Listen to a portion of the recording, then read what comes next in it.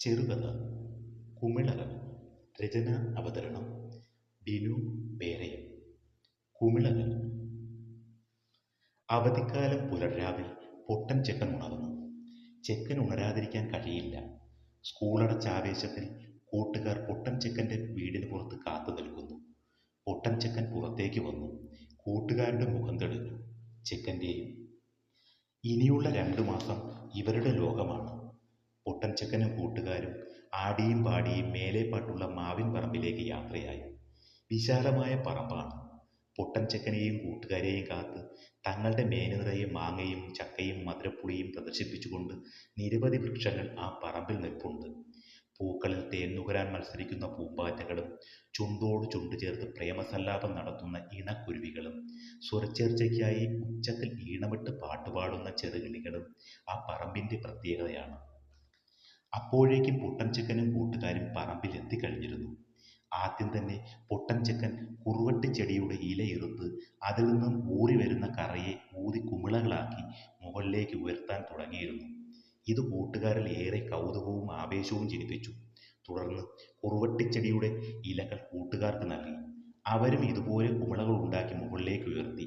മനോഹരമായ വർണ്ണശലഭമായ വലുതും ചെറുതുമായ അനവധി കുമിളകൾ ആകാശത്തേക്ക് ഉയർന്നു. ഇത് കണ്ട് കുട്ടികൾ ആർത്തു വിളിച്ചു.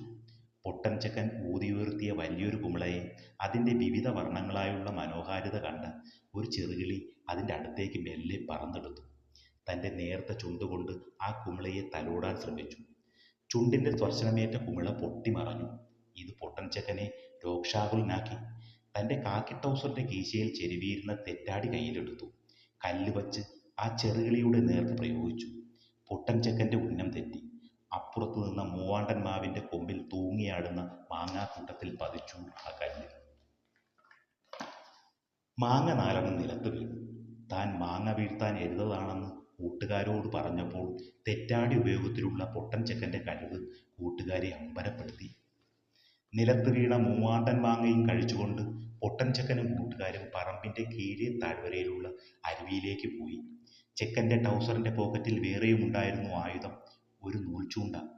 കൂട്ടുകാരുടെ അടുത്തുകൂടി ശബ്ദമുണ്ടാക്കി കടന്നുപോയ ഒരു തവളക്കുട്ടിയെ ഒറ്റയടിക്ക് വശത്താക്കി ചൂണ്ടയിൽ കോർത്തു. അരുവിയുടെ അരികിൽ കണ്ട പൊത്തിലിട്ട് കൂട്ടുകാരുടെ അടുത്ത് ഗമയോടെ ഇരുന്നു പൊട്ടൻ ചെക്കൻ. തെല്ലുനേരം കഴിഞ്ഞ് പൊത്തിൽ നിന്നും ഒരു നീർക്കോലി പുറത്തേക്ക് തലയിട്ടു. ചൂണ്ടയും കളഞ്ഞ് പൊട്ടൻ ചെക്കൻ പേടിച്ചൊരു ഓട്ടമായിരുന്നു. കൂട്ടത്തിൽ കൂട്ടുകാരും. ഓടുന്നതിനിടയിൽ പൊട്ടൻ ചെക്കൻ കൂട്ടുകാരോട് വിളിച്ചു പറഞ്ഞു, താൻ പേടിച്ചോടിയതല്ല, നീർക്കോലിയെ കണ്ടാൽ ശകുനമാണ്, പിന്നെ മീൻ കിട്ടില്ല. കൂട്ടുകാർ നിന്നു. അവർക്കും സന്തോഷമായി. മാത്രമല്ല, ഇത്തരം കാര്യങ്ങളെക്കുറിച്ചുള്ള പൊട്ടൻ ചെക്കൻ്റെ അസാമാന്യമായ അറിവ് കൂട്ടുകാരെ അത്ഭുതപ്പെടുത്തുകയും പൊട്ടൻ ചെക്കനോടുള്ള മതിപ്പ് കൂടാനും കാരണമായി. അങ്ങനെ പലതരത്തിലുള്ള കളികളും കൂട്ടുകാരെ ത്രസിപ്പിക്കുന്ന പൊട്ടൻ ചെക്കൻ്റെ ചെപ്പടി വിദ്യകളും കൊണ്ട് ദിവസങ്ങൾ കടന്നുപോയി. ഒടുവിൽ ആ ദിവസം വന്നെത്തി. അന്നേ ദിവസം പൊട്ടൻ ചെക്കനെ പുലർച്ചെ വിളിച്ചുണർത്താൻ ആരും വന്നില്ല. നേരം വൈകി ചെക്കൻ എഴുന്നേറ്റു. എവിടെയോ തൻ്റെ കൂട്ടുകാരുടെ ശബ്ദം കേൾക്കുന്നു. പൊട്ടൻ ചെക്കൻ വേഗം പുറത്തിറങ്ങി. നേരിയ മഴ ചാറുന്നു. അങ്ങകലെ വയലിൻ്റെ വരമ്പിലൂടെ കുടയും ചൂടി മുതുകിൽ വേഗം പുത്തൻ വസ്ത്രങ്ങളും ധരിച്ച് സ്കൂളിലേക്ക് പോകുന്ന തൻ്റെ പ്രിയപ്പെട്ട കൂട്ടുകാരെ കൺമറയുന്നതുവരെ വിഷമത്താൽ പൊട്ടൻ ചെക്കൻ നോക്കി നിന്നു. അടുത്തൊരു വേനലവധിക്കായി.